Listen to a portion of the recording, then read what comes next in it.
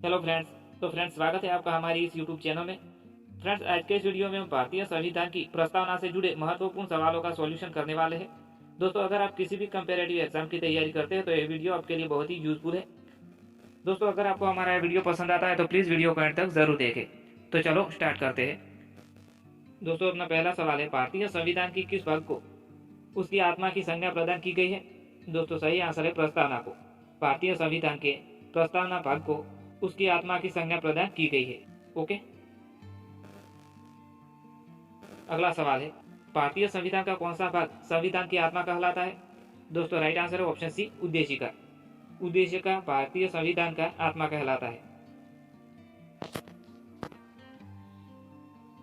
संविधान निर्माताओं ने किस विषय पर ध्यान दिया था?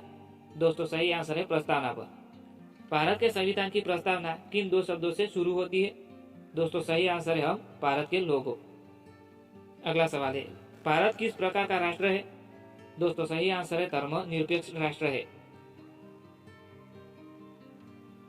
अगला सवाल है, भारतीय संविधान की प्रस्तावना में पथ निरपेक्ष शब्द जोड़ा गया।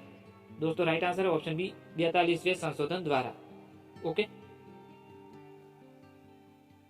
अगला सवाल है, धर्मनिरपेक्ष का अर्थ क्या है? सही आंसर है सभी धर्मों का महत्व स्वीकार करना। भारत एक धर्मनिरपेक्ष राज्य है। इसका मतलब है कि भारतीय राज्य किसी निश्चित धर्म का समर्थन नहीं करता है।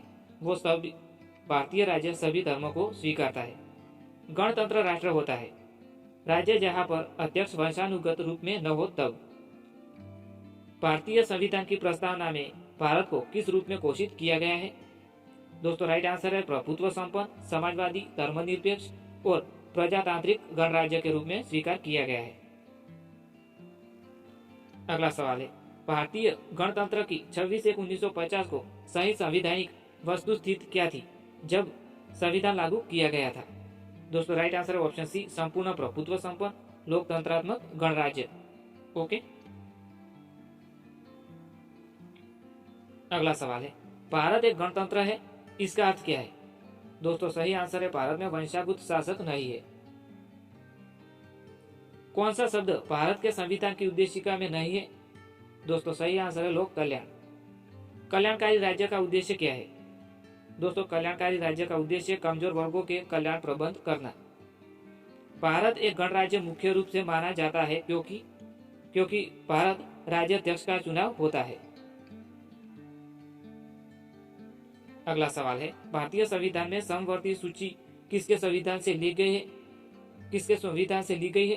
तो सही आंसर है ऑस्ट्रेलिया के। भारत के संविधान की प्रस्तावना में प्रयुक्त स्वतंत्रता, समानता एवं बंधुत्व किस क्रांति से प्रेरित है? दोस्तों, सही आंसर है फ्रांस की क्रांति से। अगला सवाल है, भारत में लौकिक सार्वभौमिकता क्योंकि संविधानिक की प्रस्तावना प्रारंभ होती है? दोस्तों, सही आंसर है हम भारत के लोग, दो शब्दों से। अगला सवाल है, भारतीय संविधान की प्रस्तावना में जिन आदर्शों एवं उद्देश्यों की रूपरेखा दी गई है उनकी आगे व्याख्या की गई। तो वो आदर्श थे मूल अधिकार, राज्य के नीति निर्देश सिद्धांत एवं मूल कर्तव्यों में। किस वर्ष भारत एक प्रभुत्व संपन्न प्रजातांत्रिक गणराज्य बना? दोस्तों, सही आंसर है 1950 में।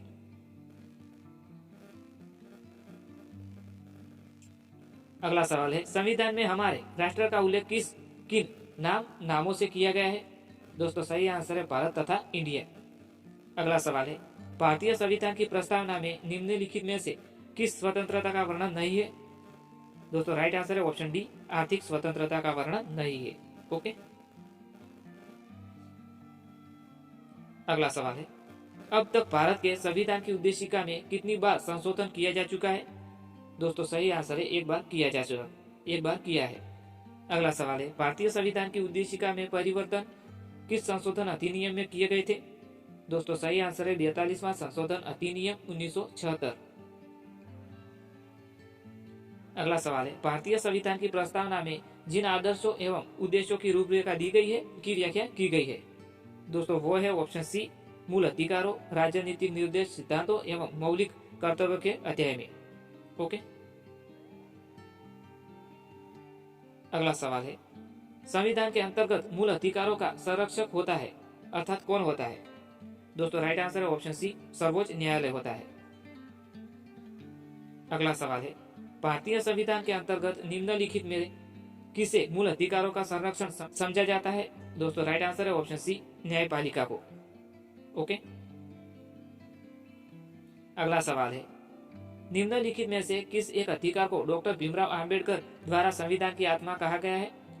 दोस्तों राइट आंसर है ऑप्शन डी, संवैधानिक उपचार का अधिकार। ओके, अगला सवाल है, प्रस्तावना का वह प्रावधान जो सभी वयस्क नागरिकों को मतदान का अधिकार प्राप्त करता है क्या कहलाता है? दोस्तों वो कहलाता है प्रजातंत्र। भारतीय संविधान के किस संशोधन द्वारा प्रस्तावना में दो शब्दों समाजवादी और धर्मनिरपेक्ष जोड़े गए थे? 43वां संशोधन अधिनियम।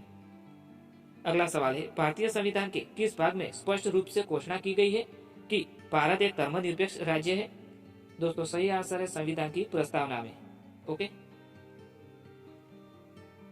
अगला सवाल है, बंधुआ मजदूर अर्थात उन्मूल अधिनियम संसद ने पारित किया था?